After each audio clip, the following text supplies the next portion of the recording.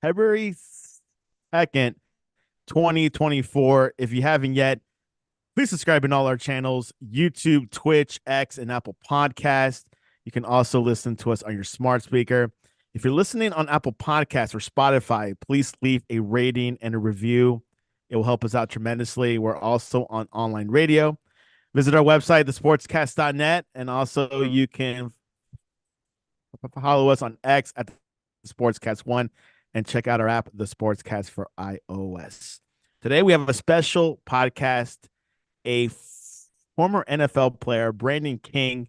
He used to play for the Colts, undrafted, free agent, and then he played for in college. He played for Purdue, and he was also a member of the Miami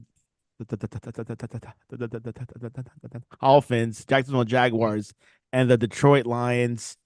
Brandon King, welcome to the podcast.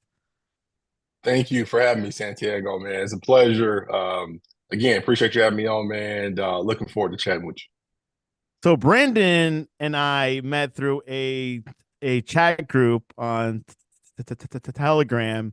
We are part of this group in Miami called Chat GPT Tuesdays, where we Yep. actually meet every Tuesday to talk about Chat GPT, any projects, any actually there are times where people bid or they present their company, their startups to potential investors. Sometimes there's investors in the meeting and hmm whatnot.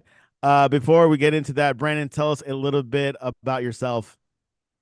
Yeah, man. I'm a Warner Robins, Georgia native.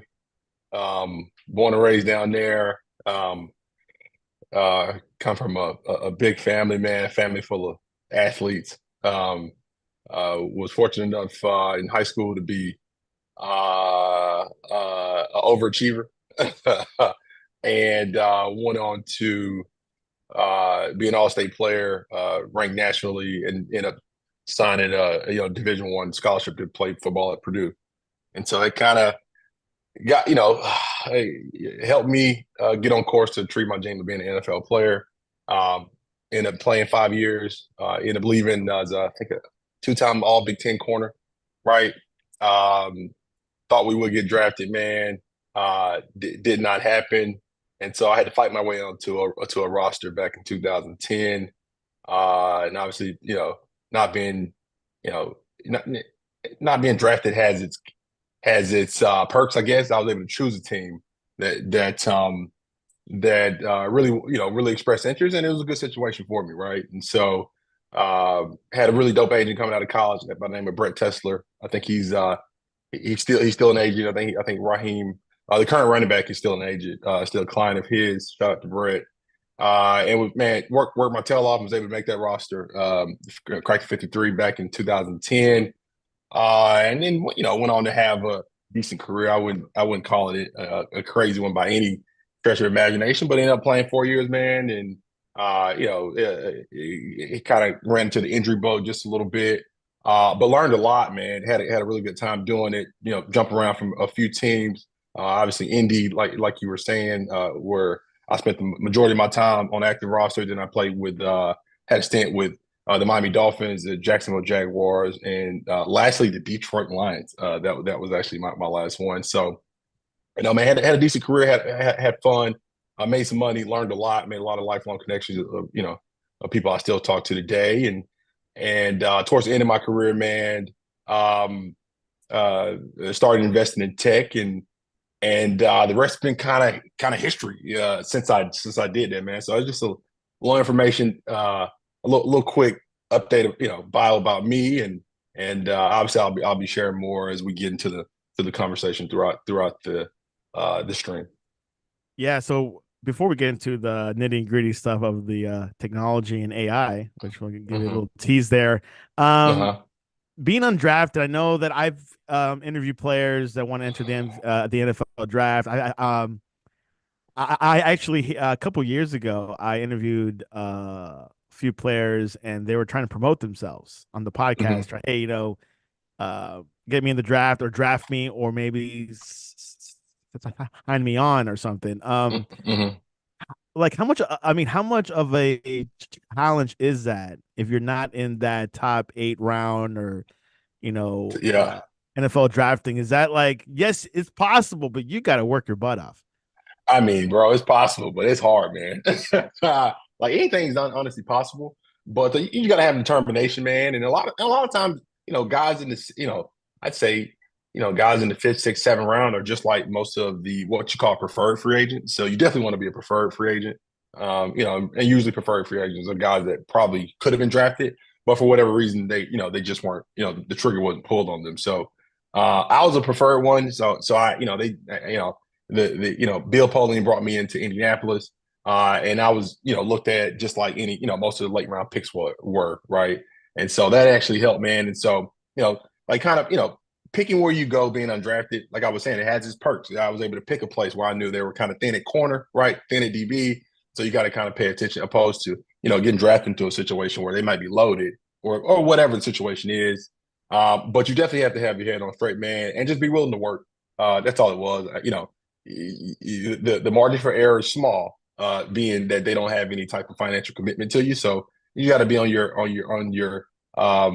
toes, man, and just make plays at the end of the day. Like that's all I did. Make plays every whether it be teams, defense, whatever I was asked to do, I did it. And so that oftentimes helps guys make active rosters.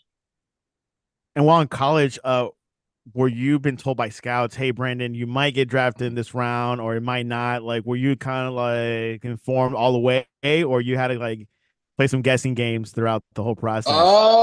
I mean, I definitely was told I was under the radar. I think probably around my junior year, but then I went on and had a really, really good senior year. I had a bunch of interceptions, made a bunch of plays, and so I knew we were, teams were telling me fourth through seventh. So I was told that. So I was expecting some team to pull a trigger probably around the fifth or sixth. Did not expect to go undrafted, right? And so teams are definitely not saying you won't be drafted, and then yeah, and then you have a pretty good grip, or not grip, but you're kind of aware of the teams that like you, right? They kind of express that, and obviously teams that bring you in for a visit, that obviously is significant. So I had a few of those, and so, but it didn't end up being who I thought was going to bring me in at all. I thought I would be a Cincinnati Bengal, and that because they were the ones called about the fourth, fifth round, but they never end up pulling the trigger, and so end up in Indianapolis. I think that would have been the last place that I expected to play pro ball. I think I hated Indy growing up. And then I was right there up the street, 45 minutes from them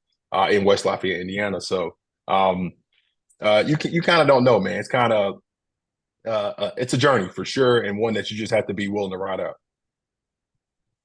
4 teams who play for Indianapolis, Miami, Detroit, and of course the Jaguars. Which organization did you enjoy the most playing for, if you don't mind Yeah, me asking? definitely Indy. Definitely Indy. So they're every organization is different, man. They all have their strengths, and everything really starts with the top from the owner down, right? And so yeah, I would when it comes to Jim Irsay, he personally may be a little bit different, but how he He's runs the outspoken, isn't cult. he? Yeah, he's really outspoken, but he's a great owner though. Like he didn't, he's really kind of out of the way. He's not like some of these other owners, and he does a really good job of hiring the best football people possible. And for me, being a rookie, I think my rookie year was the year after Indy went to the Super Bowl and lost when Tracy Porter picked it off for the Saints. And so I came into a situation where Peyton Manning was there, Bob Sanders was still playing, Dwight Freeney, Robert Mathis, Reggie Wayne, right? And so the culture was good, but from my experience, man, Colts, it's not even close to compare to the other three. And now I will say the Dolphins have made strides, right? I think when I was with the Miami Dolphins, Reggie Bush was there. Chad Henne was a quarterback. I want to say Chad Henne was a quarterback. Brandon Marshall was like the number one wideout. Vontae Davis, Sean Smith, and who else was there? I'm trying to think, but yeah, man, it's everything. It depends on how well things are run from the top, and that kind of trickles down. And you can definitely feel that when you arrive at an organization. You kind of know just based off how things are run, and just kind of how well they take care of not just of you physically, but mentally too. That definitely can be a differentiator when it comes to teams. Yeah, I've heard that from other players as well. It's just it really comes from the top down. There was some comments from Vic Fangio recently Fangio. Yeah. that he had issues with players. Well, he's currently not with the Dolphins. He is Right. rumored to go to the Eagles as a defensive coordinator, but he said he had issues with players because South Florida is a huge place to go out and have It fun is. a lot. It is. Would you concur with his comments saying that his I, heart is I, with the players down here? oh yeah, it was hard back in 2011 when I was in Miami, right? So it's still, and today there's more social media, more people know about things. Miami, when I was playing here, there was no, I don't even think Brickell or Wynwood even existed yet. I'm saying they Not at weren't even all. like that back in Yeah, they were 2011. just So building up, I think. they were just building up. So guys now, South Beach used to be our place to go play at, and now guys, some guys, there's a plethora of different places you can go party at now. So yes, it was a problem back then, and for sure, yeah, being in Miami is different, especially when you give a young cat, man, 24, 25, 26 year old, 20, $30 million in Miami. Yeah, it's football will kind of become second to everything else if you don't watch it. Yeah, it's quite something. Before we head into tech, I want to hear your thoughts on Peyton Manning. I know he's one of the greatest of all time. How was he in person? He was great. He was great, man. He was a big time jokester. Big time jokester, So man. what you see But in like the Manning cast is what you're oh, gonna you saw in that's what person? you get. Yeah, that's what you get. Yeah, that's certainly what you get. That's him, 100%. Outside of football, but on the football field, he's definitely dominant, really outspoken leader, man. It was surreal, kind of sitting there. Obviously just being a teammate of his, just watching how he operates. Definitely, you definitely pick things up from him, on how to be, an effective leader, what it looks like, man. And so he was phenomenal. And I still remember most of the interactions we had, man. But he was as advertised, in 100%. Yeah, Peyton Manning definitely one of my favorite players. Tom Brady's up there as well. So, and glad he's doing a lot of the Omaha production stuff now with ESPN. Now he's actually working with stuff with Tom Brady. And I saw a clip on Instagram Mhm. yesterday, and I was surprised because you would think they don't like each other, but maybe they do. Maybe they are kind of friends off the field. I don't know. Yeah, yeah. I know. I think there's mutual respect amongst both of them, right? Like I think they were. I mean, had it not and I would certainly understand if they didn't like each other because it was only Tom Brady that kept Peyton Manning from winning more Super Bowls, right? Like it seemed like every year, man, New England was always in the AFC Championship game, and it was either you were kind of waiting on the Colts, but yeah, I totally understand. They're two of the greatest to ever do it. So I think Tom Brady's the GOAT. And then Peyton Manning's not too far behind him, but yeah, there was no better two. Regular season or postseason, obviously Tom Brady, and then regular season and just overall what he brought to the table. I still think Peyton Manning can go toe to toe with him. I just think Tom got in better situations, but Tom gets the award for the GOAT though. He gets to go to war for sure. For sure, two great players, and we'll see what they do in that new movie or feature they're going to come out, I think, on Amazon or Apple TV. Amazon. Anyways, so after football, you got into tech, and you told me already before this podcast that you got into two startups. Tell us a little bit about that before we go into the big one that you are working on right now. But first, let's go into Right. that story. Yeah, man. So yeah, like I was saying earlier, bro, like I think I started investing in tech around 2013, 2014. So right after Um, football, pretty much. right after football, that's what I jumped into, right? So tech, it was just fascinated with it, man. I don't even know, bro. I don't even remember how I got into tech necessarily. Were you watching a I Gary can't Vee even video? the what now? Gary Were Gary you V. watching a Gary Vaynerchuk video? I don't remember what it was. I don't remember how it happened, but somehow, some shape, I'm in there. I'm investing small amounts of money first, and then I had a big I don't want to say big, but for me it was $150,000 investment that bombed, and then that kind of got me in it because I started understanding all the different aspects of it and what it took. And man, before you knew it, um, I was coding up apps, bro, that were doing like 30 grand a month in revenue. Back in like 2014, I remember building a game called it's called Smash Man. It was actually a Peyton Manning type game that did well and got on TMZ and made some money, man. So that's kind of how I got into. I think you probably can still look it up online too. When I did it, it was a TMZ article that really helped drive a bunch of downloads. Appreciate TMZ for that. That helps. But that, it definitely, man. Look, any good publicity, whatever publicity is good publicity, right? Um, so that's what got me into it, man. And then, I decided to go get some formal training. Went to a boot camp. At the NFL actually paid for me to go to school. Shout out to the NFLPA for doing that. And as they do with a lot of NFL former players, right? They'll help you continue your education, and then became a full stack engineer, bro. Right. So there's nothing at this point I couldn't build. And so I just started hacking away, and hacked my way into some different products of things I thought were going to the moon, and they obviously crashed and burned really quickly. But then through that, man, started solving problems, and worked my way to build a startup that eventually got we were able to raise some institutional dollars from some institutional investors. So about 20, I think 2020, came up with a concept called FanSub, man, that was supposed to be a fan engagement platform for creators. And so built the mission state, the mission, the vision, man, everything behind it, and then built the MVP.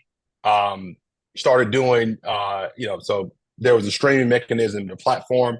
The pandemic was just hitting right, and so that really kind of helped catapult us off the ground. Like, people couldn't necessarily attend events, and so through our platform, they were attending these events virtually, and they were actually, and on some occasions, some of our users were like hosting their own paper on demand events, man. And so uh, that got the attention of some investors out in Tulsa, Oklahoma. And before you know it, we had raised 70K, and then the next check that came in was 600, and then all of a sudden we looked up, we were almost 2 million in venture funding raised. And it was a quite an experience, man. And that's almost been now what I think it was a total of like 3 years that we did it, man. Learned a lot of lessons. Ultimately end up failing at it. We just didn't raise quite a bit of cash, man, to actually keep it going. And so we ended up having to shut it down sometime around mid year last year. But man, it was a hell of an experience, and actually helped me segue into the next startup I'm building, which is a AI startup, bro. So man, I've done the corporate engineering thing. I've done the startup engineering thing. I've done the founder route. I bootstrap companies. I've raised venture. Done it all, man. But obviously, I hadn't done an AI startup yet, which is right now is the hottest, like the hottest industry in all of tech, right? Obviously, and so yeah, man. I would say, if it wasn't for the entire journey, football, giving me the drive and the passion to actually challenge myself to attempt to build some of the stuff that I'm attempting to build, man, I would not be the entrepreneur that I am today.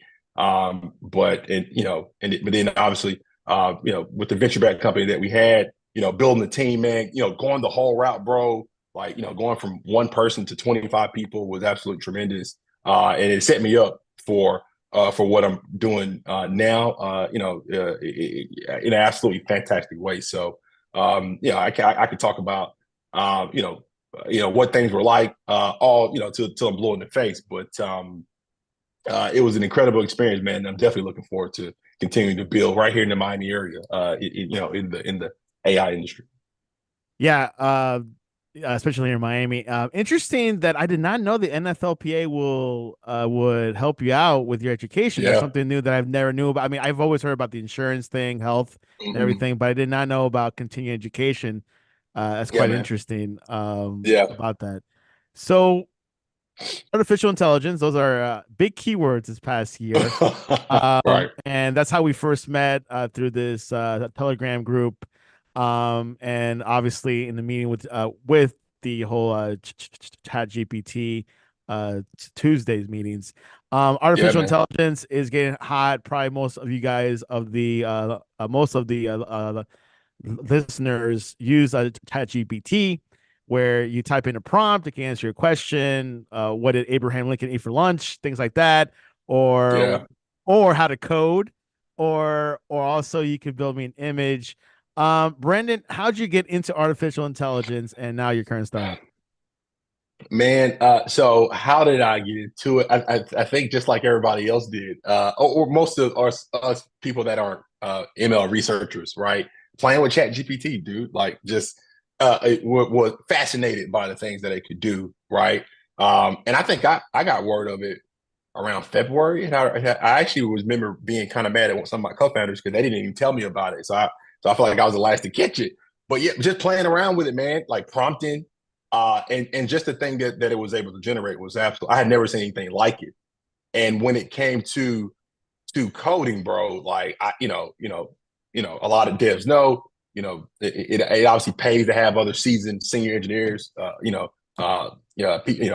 companions or whatever you want to call it, people helping assist you in code. That's oftentimes sought out. There's a lot of, for me, bro, there was a lot of, in my development process, Stack Overflow, GitHub, all this stuff. And what Chat GPT did for engineers, man, is like give you your own development assistant, essentially. Like no longer are the days where we have to go search for code or do boilerplate things, right? Like now you can do things that would have taken you months doing, you can do that in hours or days, right? And so that is how I got into it, like, using Chat GPT to literally help me build my startup, like help me, to help build mobile apps, and not just bare bones stuff, but really complex processes, like a lot of deep data stuff. And so I saw the power of it, Santiago, like literally saw the power of it. And then, just by being in every day, man, hearing different things, I just started thinking about other ways, other problems that AI, that AI could solve. And I just naturally, we were kind of at the end of our runway for our current startup, and I wanted, I was looking, so AI can obviously produce text really well. And then I think around, what was it, around like Q4 last year, they introduced the multimodal stuff, right? It's Chat GPT 4, the Vision preview model. And that kind of made my brain go haywire. I'm like, well, if it can obviously see stuff and this and that, I got this, I have this powerful design code assistant. Well, where is the design assistant? Like, where's somebody to help me generate UI? Right? Like, I'm like, what if I didn't have to go to a Wix or go hire a UX designer for high end UI, right? What if AI can do this in 5 minutes, something that it may take forever doing? Because I'd say too, one of the reasons our startup, we think we failed, and where we know we failed because we couldn't ship fast enough, right? So in the whole process, developers have to obviously build, at a certain speed. You're waiting on designs of the whole SDLC process. So uh, it, you know, so the problem became, how can we speed this thing up and not waste a lot of time? And so that's where the idea for Centara came up, right?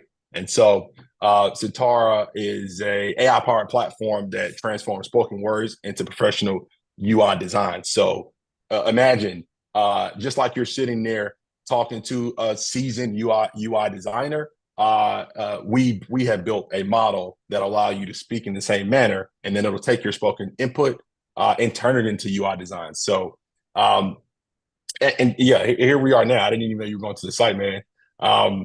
Yeah, so that was the inspiration, and what you're seeing on the screen right now, man, was actually the entire web layout design you see right here on your screen, Santiago. That was designed using AI. Wow, I did not know. Yeah, Uh, man. That how did you come up with the name Santara? So I'll tell you, man. I'll just be honest. Like, I used AI to come up with everything that you see on the screen, No like way. the logo, the name, the copy, every single thing you see. Like, obviously the SVG icons in the top right corner, the social ones, they weren't, but everything else you see right here, the copy, it literally everything, even the background image, Santiago, was generated by AI. Wow, incredible. AI. So and obviously, ChatGPT could do everything, but I'm just, but like you and I, well, me specifically, started to learn that maybe not everything actually, because there's no, certain niche not things. everything. I just went to a meet on Tuesday Brendan, and this one guy was doing a learning model for a Mhm. Pacific law firm, and they could, Right. look at the cases and what's the status and what could possibly be happening down the road. Yeah. But you got into a niche as well. You said that, yeah, they can give you the code, but not much design. So Right. can you tell us, what do you think the outcome will be with this, and who will use it, and things like that? Yeah. So let's start with who will use it. So startups and entrepreneurs, small businesses, they will be the first users. So, and I can even go a little more in depth. Particularly folks that don't come from a UX background or a UI background, right? They will be the people that find this the most useful, and also other entrepreneurs like you and myself who understand, what UI is and how important it is, but may not have the time to time or resources, money, right, to sit down and be able to afford, UI that kind of meets the bar of where today's technology thinks things should be like, look like, and feel like. And so those will be that's who we are target. That's essentially who we're targeting, Santiago. No, that's great. And like you were saying, like I'm not. Yes, I have Photoshop, but I'm not the best Mhm. designer, and I Right, don't have right, the eye for it. Put those lines, the dividers, and little small details like that. But with this right, AI, it has the mhm, capability of helping you out and designing right. stuff for that stuff. So, Yeah, how is the process going on now? When do you think be launch? Any idea? yeah. Yeah, so man, we're in the process of building the model now, right? So the model, I'll give you an update.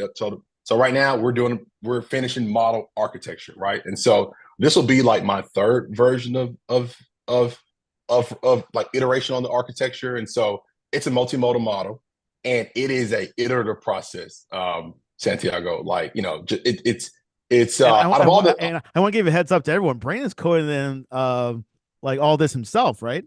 yeah, so I'm calling it Python. Yeah, yeah. So I'm a full stack engineer. I know a plethora of languages, and yes, I'm coding all this myself, just like I did in my other startups. Like, right, every startup that I built, gotten funded, I built myself. And so this one is just the same, right? But it's different, right? This is definitely different from our normal, React type stuff that we be doing, or Node or JavaScript. And so it's been challenging, man, but it's a really refining industry. I've never had to build a tool to help the other tool, essentially. And so, there's a lot of extraction in this process. There's a lot of data set building, and Centaur is only as good as the data sets that we're building and using. And so we had to build a tool to actually build the data sets first. And in building it, I use Open API's API, and as well as Google Gemini Pro's API. And I would tell people to take advantage of that one because it's still free right now. If you knew better. But when it comes to annotations, right? Annotating, labeling data, though that is how we built our data sets. And I won't hesitate with how to do it. I think more devs should take advantage of it. But it's been really iterative to Santiago, like a lot of learning lessons. And I can definitely say that ChatGPT 4 has been the workhorse that has helped guide me through the process, right? Of how to build this model, right? And how to go about testing them in a relatively short time frame. So I wouldn't say, I'm an expert at this at all. It's been a really iterative process in getting it. But I knew from the start, that the power, with what we were trying to do, trying to build a generative UI model, that the model was everything in this project. Like the voice to text stuff, kind of at this point is trivial. There are APIs out there for that, right? And so, I wanted to, make sure that the MVP, we at least had, a V1 that did what we said it was going to do. And so it's been a lot of in the beginning, man, it was a lot of like faking it, and now we're transitioning to actually making it and actually doing it. And so I would say I probably give it another month, probably March 1st date that it, that Wow. that that that the first one will be released. Yeah, like literally the models, we're going through refinement right now of the model. We're in the iterative steps, like making, fine tuning it, making sure everything's um, it fits, because this is a model that generates JSON, right? This does not generate images. This is a JSON generative model, and then that JSON is then converted into what we know as a website. And but to the user, it's deemed a design. And so just a little bit about how it works, man, and where we are in the process. But I would say we're about another 30 days from actually me showing you its capabilities. That's really exciting. And the one of the keywords you said was learning models. That's something that is pretty much involved in the back end when it comes to artificial intelligence, ChatGPT, and now Centara. Yeah. So Brandon, what is the best way to for people to find out about Centara, and how can they get more information once it's released? Yeah, man. So I would say right now to keep up all the updates, go to the Centaur AI, man, and make sure you sign up for the wait list.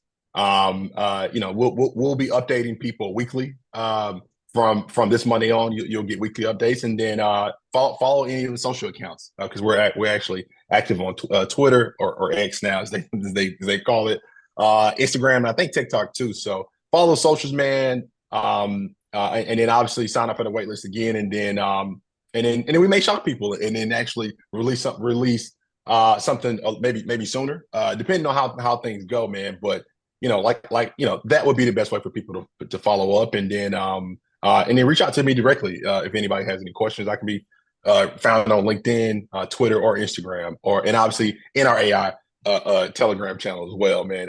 Big props for you reaching out as well, Santiago. Salute to you, man, for doing that.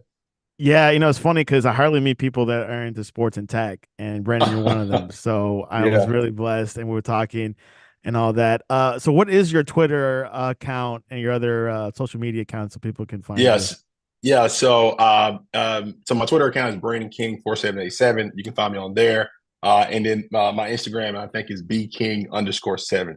Those are the primary two that I use. And then obviously you can go search me on LinkedIn and just it's just straight Brandon King. Connect with me on there too, man.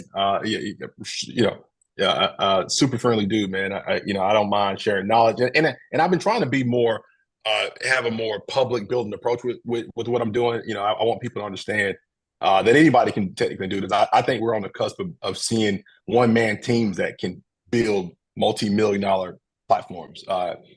With AI assisting you in what you're building. So I think and not that you even asked me for my thought on that, but I just think because I'm doing it. Like I'm literally doing it myself. It's not perfect, and it's definitely not the I wouldn't say it's something that you can do forever, but at least in the initial stages. So you put some sweat equity in. I think everyday users are about to be able to harness the power AI to break into the tech or SaaS market here probably in the next 2 years. Yeah, that's something that I've been encouraged to do. I've had a few clients approach me about learning models and like artificial intelligence, and definitely want to get Yeah, on the ball with that. And now that you told me some tools how to do it, so definitely yeah, want to get into that. Before we go, Brandon, Super Bowl is coming up in a week between the San Francisco 49ers and the Kansas City Chiefs, who Chiefs have yeah. returned, I think, for the fourth time, I think, or more. Has it been for I is this their think fourth fourth fourth or time in 4 years? fifth time. Definitely more than four or more. But yeah, it's Yeah, playoff Mahomes. This is a different Chiefs team. They're not winning as what they did before, but they're winning with their defense. Niners, of course, have always been contenders these past couple of years as well. Actually, the Chiefs and Niners have been consistent this past couple of years. they have. So, who do you think will win the Super Bowl coming up soon? Man, I so I picked the kids. I picked against KC last week. So I'll just come out and say I'm a Baltimore Ravens fan. So I still feel a certain type of way right now. I hadn't been able to turn ESPN or Fox on to watch anything because I just can't take what I can't take what's being said because I can't believe we lost the game. So I picked against Pat, man. Then and I know Patrick Mahomes he's the best player in the league, best quarterback that we've seen since Tom Brady, and in some aspects, I think he's better than Tom Brady. So I'm gonna have to go.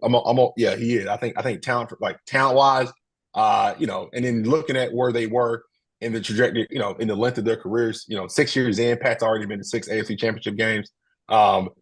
He's played in this is about to be his fourth Super Bowl. That's unheard of, and we're talking about the National Football League. So And he's under I'm not, 30. and he's under 30, bro, and he's mobile and he can throw it. He's got a laser rocket arm. Like you know, I make the comparison that he's football Steph Curry. Like that's how he's like a magician with the ball in his hand, and so he doesn't miss. He doesn't miss, and obviously he showed me and my Baltimore Ravens again last Sunday that even with the weaker team, he's still such a dynamic player that he can go into anywhere and win ball games. And so I'd be a fool to pick against Patrick. And so now you know who I'm gonna pick. I'm picking KC to win it, and Pat to win is I think third Super Bowl, right? Probably third Super Bowl, probably second or third Super Bowl MVP. Yeah, I agree. I'm going for the Chiefs. All my friends picked Mahomes, like picked against him 3 times. They said I'm not going to pick him for the fourth time in the Super Bowl. I feel more confident with the Chiefs, but you never know with these games. They're kind of topsy you, turvy. A lot of things, a lot of variables could happen. Nervousness, halftime show issues, whatever. So and there's a lot, and then San Fran could wake up on the right side of the bed that Sunday, and because they still are the more talented team, right? I think more people are just especially after seeing what Kansas City did to Baltimore with how good Baltimore was. There's just no like going into Baltimore, M&T Bank, doing what they did to that team. That was that should have silenced any and everybody about what they're capable of doing. And so, with that in mind, it's like it's like overbearing. It's not even a thought that, if San Francisco wins, they win, bro. But we're picking KC. They're just too, Patriots are just too dynamic. the dynasty is ringing in the Kansas City Chiefs echo chambers. Anyways, visit Brandon's site, Hentera.ai. Check out his Mm-hmm. stuff. I think it's really innovative. Brendan, Mm-hmm. any closing words before we head off? No, no, man. We're I appreciate you having me on. As far as Centaur, we're looking for ML, AI researchers, engineers. Anybody sees this, wants to tag along or is interested in what we're doing, feel free to reach out to me on socials or LinkedIn. Man, we're definitely looking to grow the team. We're at a pivotal point to where we pretty much know things are things are on the up and up and looking really good as far as like what we're doing with it. So again, though, thank you for having me on, Santiago. It's been a pleasure, man, conversing with you, talking football and tech, and I look forward to being on the show again, man. Brendan, I appreciate you coming on.